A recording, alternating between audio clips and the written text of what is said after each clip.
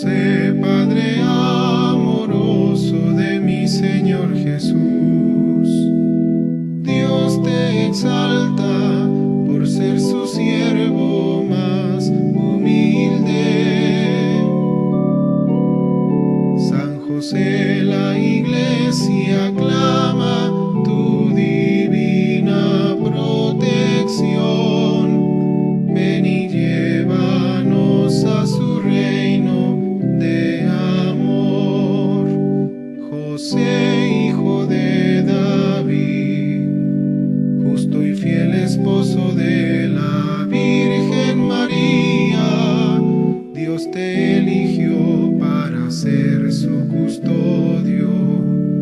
Mejores brazos no encontró el Señor. San José, Padre amoroso de mi Señor Jesús, Dios te exalta por ser su siervo más humilde.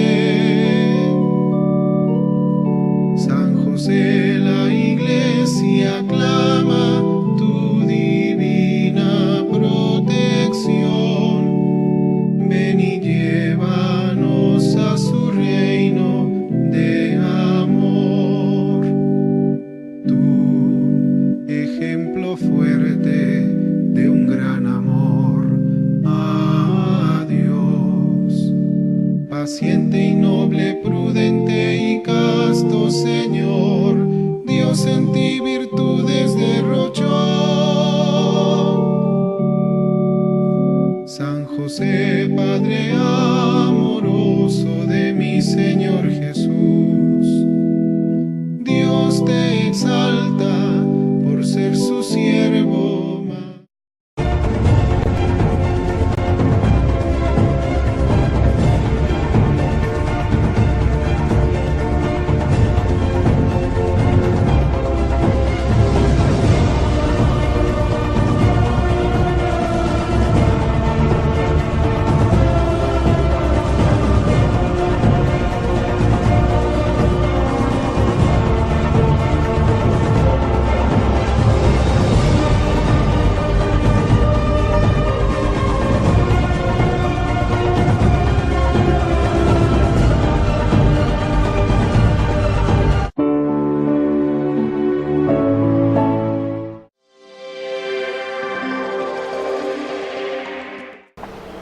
Hola, ¿qué tal amigos? Bienvenidos a una edición del Catecismo de la Iglesia Católica. En su programa Esta es Nuestra Fe.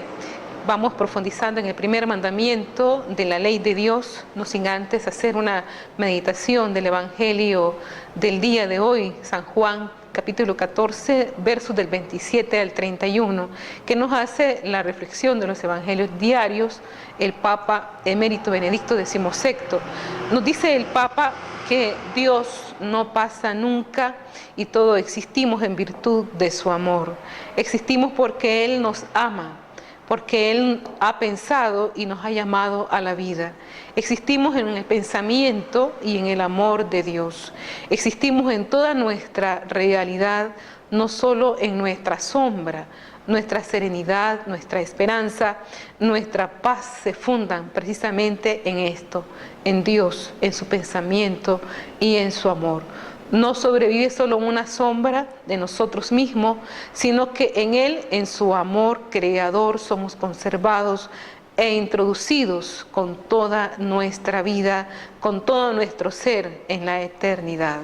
Bien, este es el mensaje que nos alegra, que nos dice que el Señor siempre ha pensado en nosotros desde toda la eternidad, fruto precisamente de este amor de Dios. Bien, es que la primera llamada y la justa exigencia que Dios nos hace a los seres humanos es que lo acojamos como único Dios y le amemos por encima de todo lo demás. Él es nuestro Creador y nuestro Padre, nuestro Señor y Salvador. A Él le debemos nuestra vida, nuestro ser y el mundo en que vivimos. Por eso es merecedor de nuestra consideración y respeto, de todo nuestro amor y sobre todo de nuestra fe. Como siempre, el Señor nos está convidando, nos está invitando a que le contemplemos, le adoremos, le reconozcamos como Dios, como Creador, como Padre. A la pregunta que el maestro de la ley hizo a Jesús sobre el primer y más importante mandamiento, Jesús le respondió con las palabras que aparecen en el libro del Deuteronomio. Se refirió inmediatamente a las Sagradas Escrituras. Escucha, Israel, el Señor nuestro Dios es el único Señor. Amarás al Señor tu Dios con todo tu corazón, con toda tu alma y con toda tu fuerza. Deuteronomio 6:4, citado en el Evangelio de Marcos, capítulo 12, versos del 29 al 30. Y de estas palabras de Jesús se deduce claramente cómo debe ser nuestro amor a Dios. Debe ser una llamada humilde, fervorosa, abierta, disponible, un amor que busca conocer al ser amado, un amor sin miedo ni vergüenza, un amor que se entrega, un amor sin cobardía, un amor sin dudas, un amor que no es de meras palabras, sino ante todo un amor que se concreta en obras de amor y de servicio a los demás, un amor que va más allá simplemente de las ideas o de los sentimientos, un amor que es vida, sobre todo vida sobrenatural. El amor que le debemos a Dios, por tanto, debe ser un amor iluminado por la fe y la esperanza. No es solamente o simplemente un amor afectivo, un amor de sentimientos, sino que ésta debe ir acompañada de las virtudes teologales de la fe y de la esperanza que conlleva y nos va educando a nosotros en las propias virtudes, en las prácticas de las virtudes, sobre todo el del amor a Dios. Un amor que nos haga capaces de vencer los obstáculos más difíciles con tal de mantenernos a su lado. Un amor sin medida ni fronteras, un amor que hace pequeño todo lo demás porque considera que lo único realmente importante es Él, un amor que no hace cálculos ni busca ventajas. Veamos en esta descripción que es totalmente distinto a la manifestación de amor que nosotros los seres humanos practicamos a diario.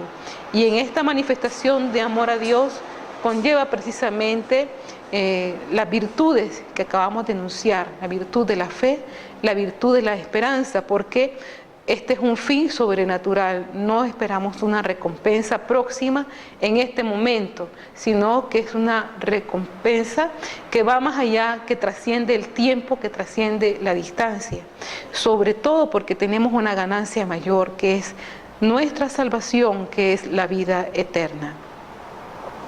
Así pues, el primer mandamiento es doble, el amor a Dios y el amor a los otros por amor a Dios. El joven rico le pregunta a Jesús: Maestro, ¿cuál es el mandamiento más grande de la ley? Jesús le dijo: ama al Señor con todo el corazón, con toda el alma y con todo el pensamiento. Este amor es el que se denomina amor de caridad. Con el mismo término también se designa la virtud teologal en el cual es el amor de Dios a los otros por Dios. La caridad es un don que infunde el Espíritu Santo. Por tanto, la caridad no es simplemente un mérito personal en la persona. Esta es fruto de la unión que tiene la persona con el Señor a través de la oración, a través de su vida sacramental, a través de este contacto de la vida de piedad que tiene todo cristiano, que tiene todo bautizado, a través de la filiación como hijo adoptivo de Dios. Sin embargo, por tanto, nosotros tenemos que estar pidiendo el don de la caridad, porque precisamente es un don que infunde el Espíritu Santo en el alma. La caridad tiene que crecer a lo largo de la vida terrenal por la acción del Espíritu Santo y con nuestra cooperación. No podemos decir, y aquí viene que, por ejemplo, algunas personas hacen obras de caridad regularmente o hacen algún bien. Entonces esto se refiere inmediatamente a un don de Dios. Este don de Dios que infunde su Espíritu Santo en el corazón de esta persona y le vienen esas mociones, ese deseo de hacer el bien. Y con nuestra cooperación, crecer en santidad es crecer en la caridad. También puede disminuir por el pecado venial e incluso perderse por el pecado grave. Y la caridad comprende un orden: Dios, los otros por amor a Dios y uno mismo por amor a Dios. Después viene, y esto conlleva pues el seguimiento, despojarse de todo para seguirlo a Él, que fue precisamente la exigencia mayor que el Señor le presentó al joven rico.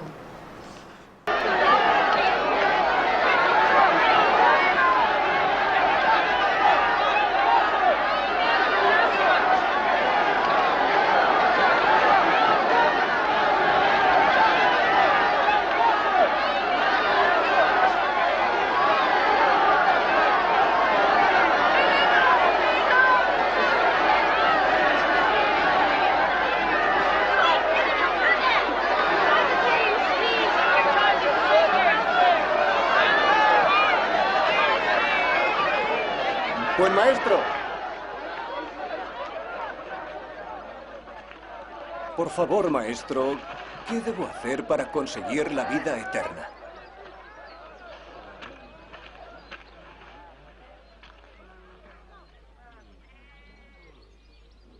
Ve y vende todo lo que tienes. Y dáselo a los pobres. Y tendrás un tesoro en el cielo. Luego, ven y sígueme. ¿Que lo venda todo? ¿Todo lo que tengo? ¿Todo aquello por lo que ha trabajado mi padre? Sí, todo. No puedes servir a dos amos. A Dios y al dinero.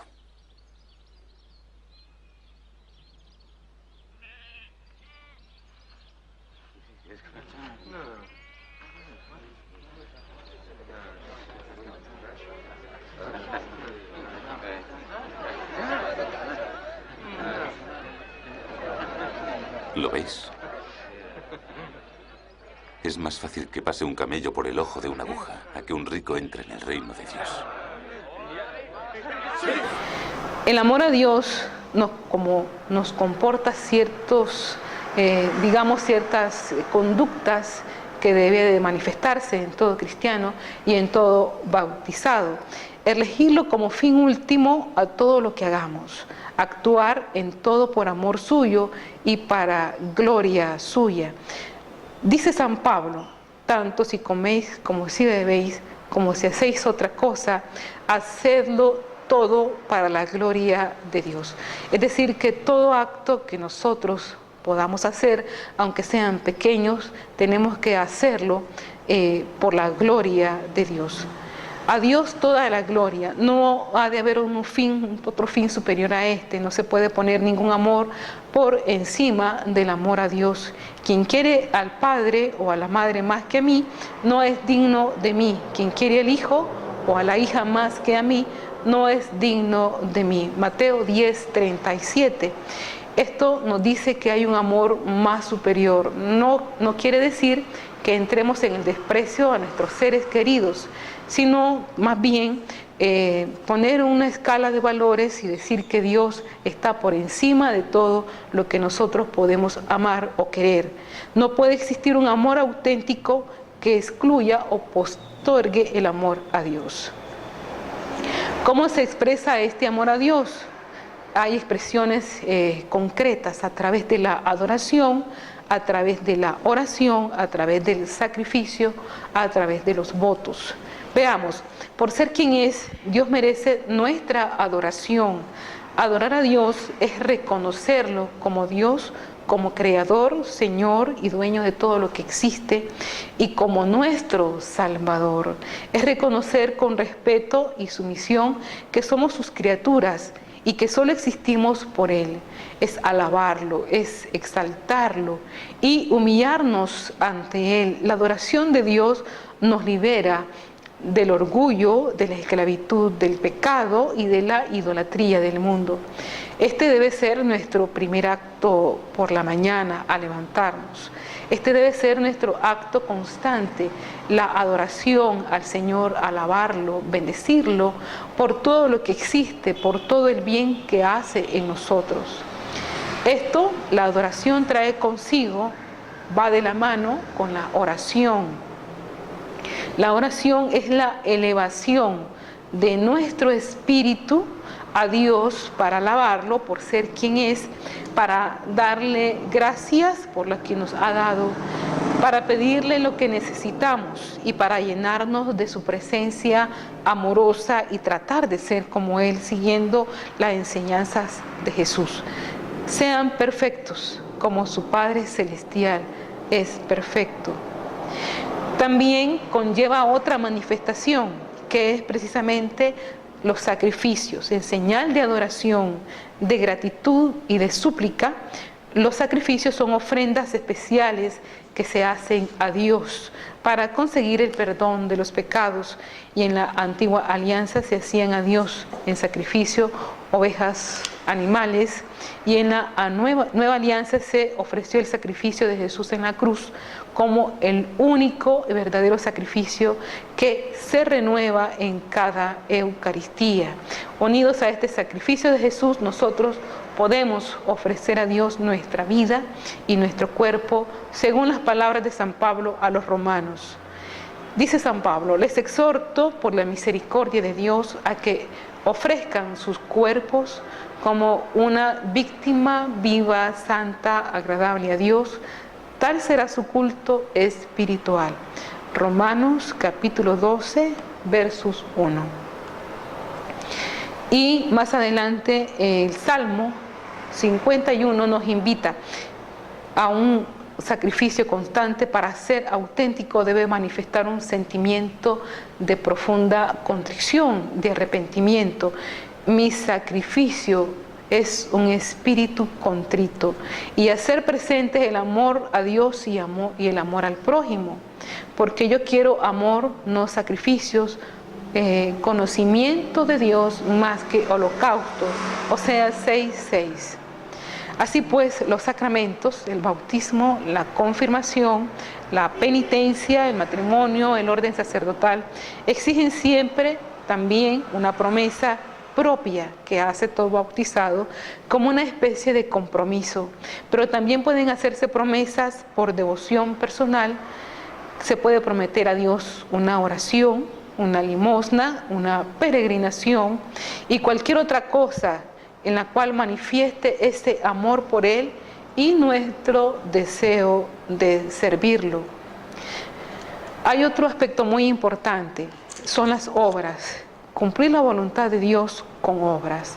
No todo el que me dice Señor, Señor entrará en el reino de Dios, sino quien hace la voluntad del Padre que está en los cielos. Mateo 7:21. La voluntad de Dios es que seamos santos. Primera Tesalonicenses 4:3. Que seguimos a Cristo. Mateo 17:5, como acabamos de ver anteriormente en el video ilustrativo del joven rico, observando sus mandamientos. Juan 14:21. ¿Quieres de verdad ser santo? Cumple el pequeño deber de todos los días, haz que hace falta y estés por lo que haces. Cumplir la voluntad de Dios también exige pues sacrificio en el cumplimiento de su voluntad. Y corresponder el amor por nosotros. Dios nos ha amado primero, nos ha creado libres y nos ha hecho hijos suyos. En la reflexión que hacíamos anteriormente del Papa Emérito Benedicto XVI, él nos ha recordado esto. Dios nos ha creado, nos ha llamado a la existencia, y esto es real. El solo hecho de llamarnos a la existencia es la manifestación más grande también de amor que el Señor nos tiene a nosotros, y también habernos dado a su Hijo para la salvación de nuestros pecados. Y es que precisamente aquí viene otra consecuencia negativa cuando nosotros, como bautizados, como cristianos, despreciamos o rechazamos este amor a Dios. El pecado es rechazar el amor a Dios, nos enseña el Catecismo en el numeral 2094. Pero Él está siempre perdonándonos, se nos entrega siempre. El amor consiste en esto. No somos nosotros quienes nos hemos avanzado a amar a Dios. No podemos nosotros decir que nosotros somos los que amamos a Dios. Él nos ha amado primero. Primera de Juan 4:10. Corresponder a tanto de amor exige de nosotros pues una entrega total de cuerpo, de alma. No solamente una expresión de sentimiento. No, también tiene que conllevar ciertas actitudes, obras y acciones que determinen este amor de Dios hacia los demás. Y una expresión de nuestro amor a Dios es precisamente anunciar el Evangelio a toda criatura. Esto es parte muy importante en esta manifestación del amor de Dios, de nosotros hacia el Señor. El amor de Dios a Dios dirige a buscar el trato personal con Él. Este trato es la oración que se alimenta precisamente del amor. Como decíamos anteriormente, a través de la adoración, la acción de gracias que el Catecismo de la Iglesia Católica nos toma muy en cuenta como una manifestación de oración, porque todo el que somos y todo lo que tenemos lo hemos recibido de Dios y a Él se le devuelve la gloria. ¿Qué tenemos nosotros que no hayamos recibido del Señor? ¿De qué nos podemos jactar? ¿De qué nos podemos creer si todo lo hemos recibido de Él? Y el otro tipo de oración es precisamente la petición de perdón por el que se separa Dios, nos separamos de Dios, y la petición de ayuda para uno mismo y también para los otros, para la iglesia, para la humanidad entera. A veces nosotros podemos actuar con cierta indiferencia hacia las necesidades de los demás. Qué bonito es que también podamos corresponder, pedir por los demás. Es una actitud que va educándonos en la virtud de la humildad. Acordarnos de las personas que pasan por las calles. Muchas veces, si las observamos, podemos entrar en ellas, podemos entrar en su alma, en su espíritu, y en ellos y en ellas también hay muchas necesidades, muchos problemas, y nosotros podemos intervenir por medio de nuestra oración. Y la petición del cristiano es llena de seguridad porque hemos sido salvados, pero solo en esperanza, nos dirá San Pablo en su carta a los Romanos, capítulo 8, 24. Y esto tiene que ser un ruego filial, no cansarnos de pedirle al Señor. También decíamos anteriormente que este amor se manifiesta en sacrificio, inseparable de la plegaria. La oración acrecienta el valor con el sacrificio. El sacrificio es el ofrecimiento a Dios de un bien sensible en homenaje suyo, como expresión de la entrega interior de la propia voluntad, es decir, de la obediencia a Dios. La oración y el sacrificio entonces van juntas. Se denomina culto de adoración para distinguirlo del culto a los ángeles y de los santos, que es de veneración, y del culto con el cual se honra a la Santísima Virgen, que es el de la Hipertulia, Catecismo 971. El acto de culto por excelencia es la Santa Misa, reflejo de la liturgia celestial. El amor a Dios se tiene para manifestar en la dignidad del culto, la observancia de las prescripciones de la Iglesia, la urbanidad en la piedad, la cura y limpieza de los sujetos, etc. Todo esto va orientándonos, va educándonos, va formándonos en actos externos, en los cuales nosotros podemos manifestar nuestro amor a Dios. Y el sacrificio máximo de todo cristiano es precisamente el martirio. Santa Edith Stein, llamada Santa Teresa Benedicta de la Cruz de la Orden del Carmelo, de origen polaco, se convirtió al judaísmo y murió en el campo de concentración de Auschwitz en agosto de 1942. Ella se ofreció en un sacrificio mayor como es el martirio por amor a Dios.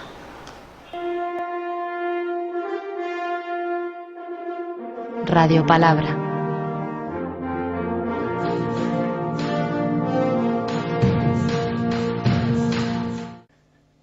Leídos para ti. Edith Stein. Sin barreras en el mundo. De su libro El misterio de la Navidad. Ser uno con Dios. Cristo es la cabeza, nosotros los miembros del cuerpo místico, lo cual implica que nuestras relaciones mutuas son de miembro a miembro, y todos los hombres somos uno en Dios, una única vida divina. Si Dios es amor y vive en cada uno de nosotros, tenemos que amarnos con amor fraternal. Por eso nuestro amor al prójimo es la medida de nuestro amor a Dios. Sin embargo, este último es distinto del amor natural que tenemos por los hombres. El amor natural surge entre aquellos que están unidos por un vínculo de sangre, por afinidad de carácter o por intereses comunes.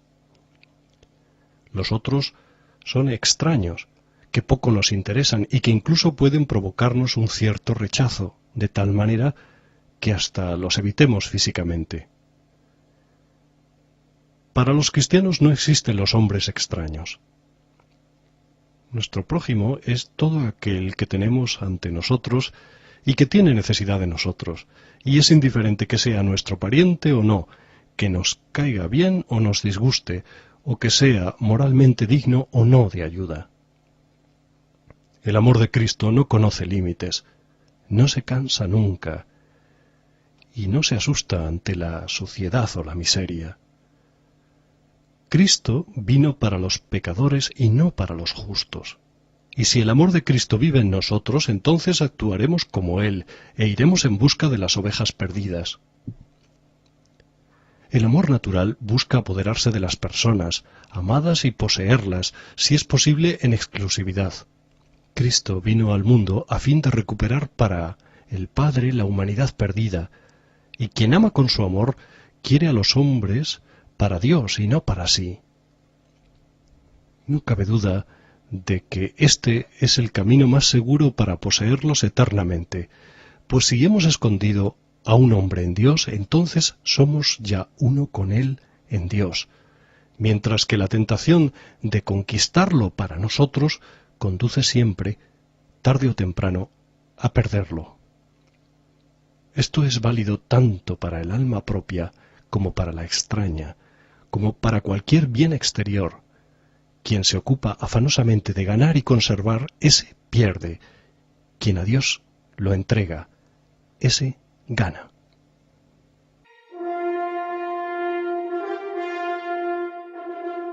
Radio Palabra.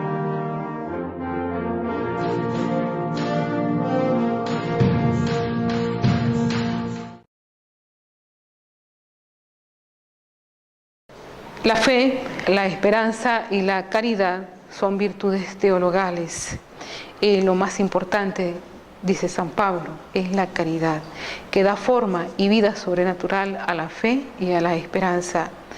Pero la caridad presupone en esta tierra fe, porque solo se puede amar a Dios quien lo conoce, y presupone también esperanza, porque solo puede amar a Dios quien pone el deseo de felicidad en la unión con Él. La fe es un don de Dios, luz en la inteligencia que nos permite conocer la verdad que Dios ha revelado. Implica dos cosas: creer en lo que Dios nos ha revelado y creer en Dios mismo que lo ha revelado. Esto es lo que se llama acto de confianza en Dios. No hay ni puede haber oposición entre fe y la razón. La formación doctrinal es importante para lograr una fe firme y por lo tanto para alimentar este amor a Dios y a los otros por Dios para la santidad y el apostolado. La vida de fe, pues, es una vida que se apoya en una fe coherente. La esperanza es también un don de Dios que trae a desear la unión con Él, en el cual se encuentra nuestra felicidad, confiando que nos dará la capacidad y los medios para lograrla. Y en nuestra vida cotidiana, regularmente ante momentos de dificultad, ante momentos de prueba, en una enfermedad, en alguna duda, nosotros tenemos que estar haciendo actos constantes de fe. Tenemos que estarnos acordando de las promesas que nos ha hecho el Señor para seguir nuestro camino de seguimiento, para vencer los obstáculos, para animarnos en el premio que será merecido en el cielo. Y en esto nos ayuda bastante la virtud teologal de la esperanza. Por eso nosotros tenemos que estar contentos en la esperanza, nos anima San Pablo, porque si somos fieles nos espera la felicidad del cielo, la visión de Dios frente a frente, que es la visión beatífica. Y si somos sus hijos también somos herederos, herederos de Dios y coherederos con Cristo, puesto que sufriendo con Él seremos también glorificados con Él. Sin embargo, hay pecados que atentan contra este primer mandamiento y muchas veces está relacionado con la dureza del corazón. Se atenta pues contra la fe, el ateísmo, el agnosticismo, la indiferencia religiosa, la herejía, la apostasía, el cisma. Estos los enumera el Catecismo de la Iglesia Católica en el numeral 2089. Es contrario al primer mandamiento poner voluntariamente en peligro la propia fe, ya sea por los libros contrarios a la fe o la moral, sin motivo proporcionado y sin la preparación suficiente, o para omitir otros medios para custodiarla. Y en esto los padres de familia deben de estar atentos en el tipo de lectura que los hijos, los jóvenes, los niños ejercen, aunque vengan, aunque se las den en los colegios, aunque sea para formación, aunque sea para un examen de clases, nosotros tenemos que estar atentos si aquella lectura va a atentar contra la moral o va a atentar contra la fe. Muchas veces los niños, los jóvenes no están suficientemente preparados para un tipo de lectura muy crítico o muy duro. Entonces los padres de familia, los tutores, los catequistas tienen que estar atentos para orientar esa lectura. También se atenta contra la esperanza, la desesperación de la propia salvación, nos dice en el Catecismo 2091.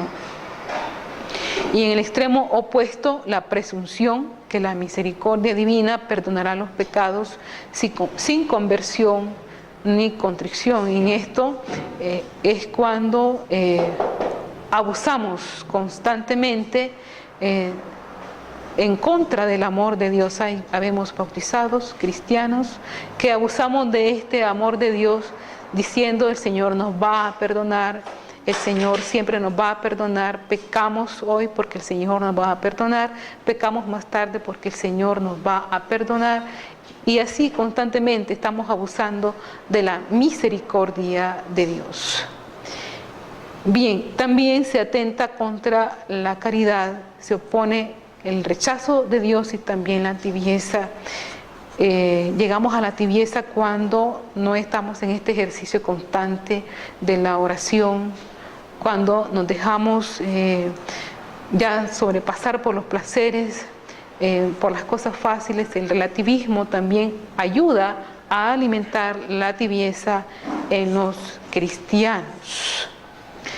Así pues, el precepto de caridad menciona también el amor a uno mismo. Ama a los demás como te amas a ti mismo. Hay un recto amor a uno mismo. El amor recto a uno mismo, pero cuando este también se orienta hacia Dios, por amor a Dios. Sin embargo, este amor recto también se puede desordenar a causa del pecado, cuando solamente quiere mirarse a uno mismo con egoísmo, no pensando en Dios, sino simplemente en uno mismo. Y para curar este mal es necesario que estemos elevando nuestro pensamiento en la cruz. Hay también un amor desordenado del hombre a sí mismo, el egoísmo, que es el amor a uno mismo, no por amor a Dios. Es poner la propia voluntad por encima a la de Dios y el interés propio por encima del servicio a los demás. No se puede tener pues el recto amor a uno mismo sin luchar contra el egoísmo. Comporta abnegación, entrega a Dios y a los demás. Dice el Señor en esta sentencia que también nos comporta en el seguimiento de Cristo: si alguien quiere venir conmigo, que se niegue a él mismo, que tome su cruz y que me siga. Quien quiera salvar su vida, la perderá, pero quien la pierda por mí, la encontrará. Padre, esta es la vida eterna, que te conozcan a ti, el único Dios verdadero, y a tu enviado Jesucristo. Juan 17:3. Dios nuestro Salvador quiere que todos los hombres se salven y lleguen al conocimiento pleno de la verdad. Primera de Timoteo 2, versículos 3 al 4. No hay bajo el cielo otro nombre dado a los hombres por el que nosotros debamos salvarnos. Hechos de los Apóstoles, capítulo 4, versículo 12, sino el nombre de Jesús. Primero, la vida del hombre, conocer y amar a Dios. Número 1.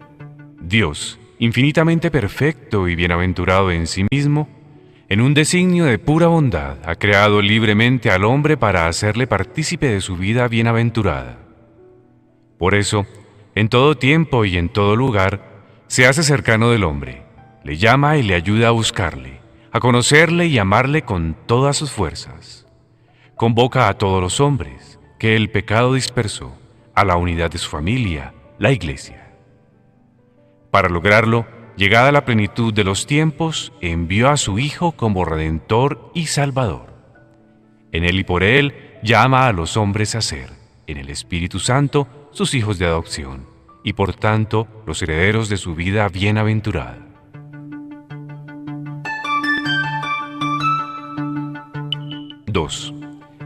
Para que esta llamada resonara en toda la tierra, Cristo envió a los apóstoles que había escogido, dándoles el mandato de anunciar el Evangelio. Id pues y haced discípulos a todas las gentes, bautizándolas en el nombre del Padre, y del Hijo, y del Espíritu Santo, y enseñándoles a guardar todo lo que yo os he mandado. Y sabed que yo estoy con vosotros todos los días hasta el fin del mundo. Mateo 28, 19 al 20. Fortalecidos con esta misión, los apóstoles salieron a predicar por todas partes, colaborando el Señor con ellos y confirmando la palabra con las señales que la acompañaban. Marcos 16, 20. 3. Quienes con la ayuda de Dios han escogido el llamamiento de Cristo y han respondido libremente a ella, se sienten por su parte urgidos por el amor de Cristo a anunciar por todas partes en el mundo la buena nueva. Este tesoro recibido de los apóstoles ha sido guardado fielmente por sus sucesores. Todos los fieles de Cristo son llamados a transmitirlo de generación en generación, anunciando la fe, viviéndola en la comunión fraterna y celebrándola en la liturgia y en la oración. Confer Hechos de los Apóstoles, capítulo 2, versículo 42.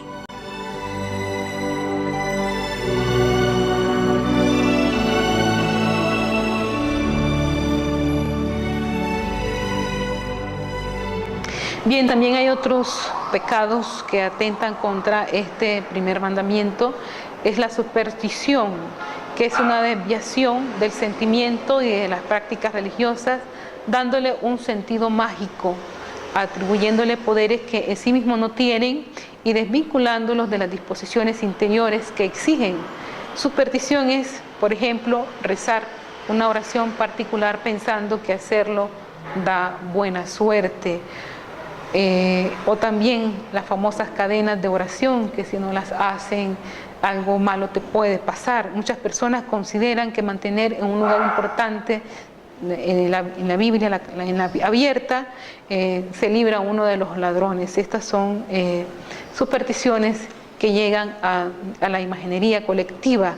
Cabe también aquí señalar ciertas prácticas comunes en nuestra época que desvirtúan el verdadero sentido y valor de los signos y objetos sagrados y que se constituyen en una práctica supersticiosa porque dan a estos objetos un poder mágico que no poseen.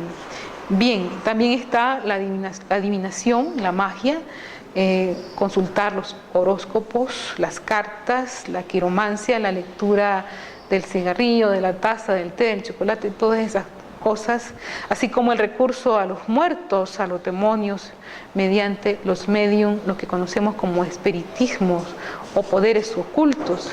Igualmente, pues las prácticas de magia, hechicería, con las que se puede manipular estos poderes ocultos para obtener un poder sobrenatural sobre personas y cosas. Y bueno, según se orienten para hacerles bien magia blanca o para hacerles mal magia negra. Bien. También son reprobables las costumbres impuestas actualmente por el movimiento de la nueva era, que pretenden mediante el uso de velas de colores, piedras y cristales de colores, esencias de diferentes clases, proteger a las personas de toda clase de males y proporcionarles, qué sé yo, ellos dicen un bienestar permanente, éxito rotundo en todo las actividades que emprenden, salud, dinero, amor. Todo esto es pues charlatanería que pretende prescindir totalmente de Dios como creador del mundo y Señor del hombre y de la historia. La Sagrada Escritura es clara cuando nos dice sobre todas estas prácticas.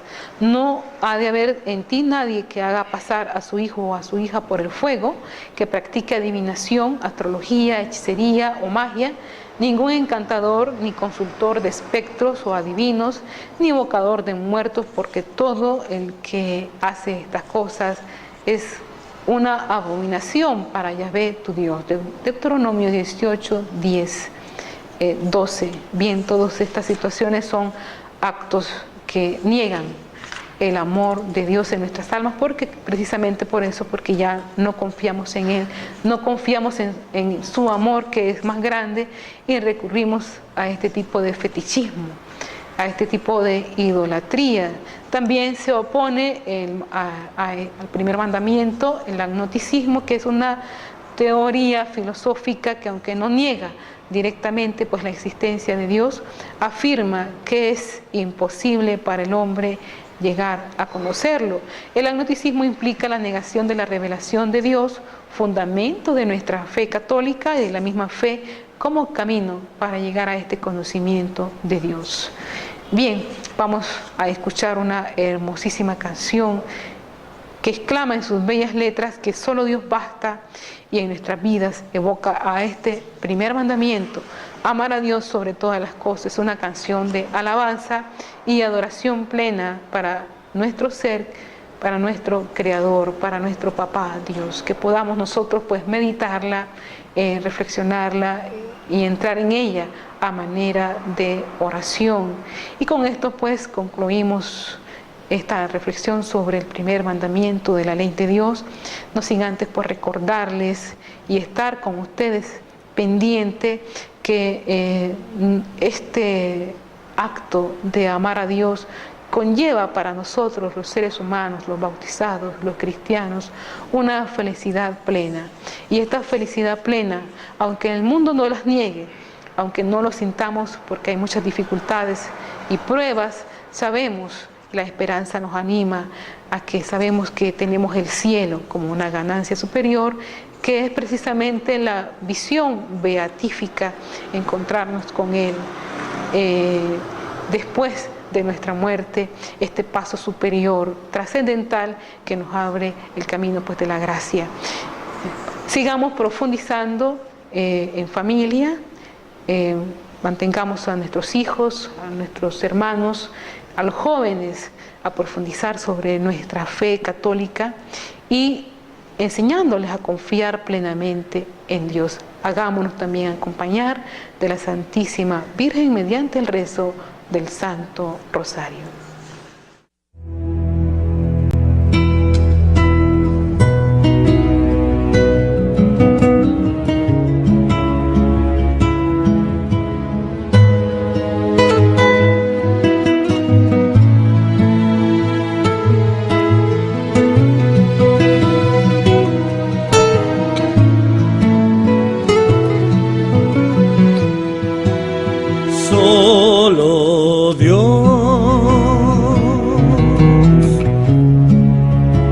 Solo Dios, en tus atrios, Señor, quiero estar. Tú mi tesoro y porción, mi delicia, Señor. Mi fortaleza, mi vida, mi Dios y mi todo.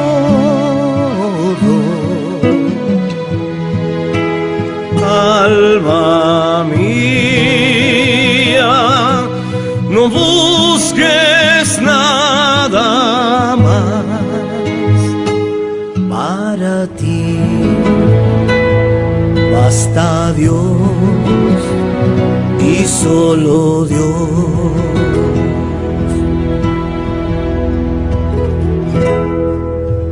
En Isaías 43, versículos del 1 al 4, dice la palabra de Dios: no temas, que yo te he rescatado, te he llamado por tu nombre, tú eres mío, eres precioso a mis ojos, eres estimado y yo te amo. Palabra de Dios. Solo Dios, solo Dios, en tus atrios, Señor, quiero estar.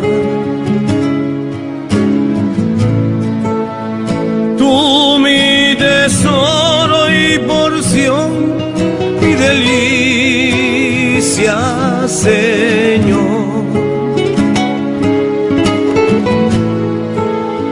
Mi fortaleza, mi vida, mi Dios y mi todo.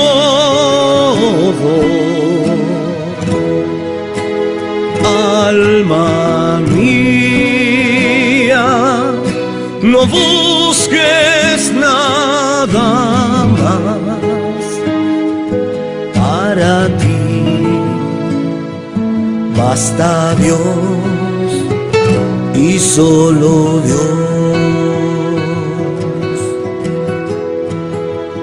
Para ti basta Dios y solo Dios.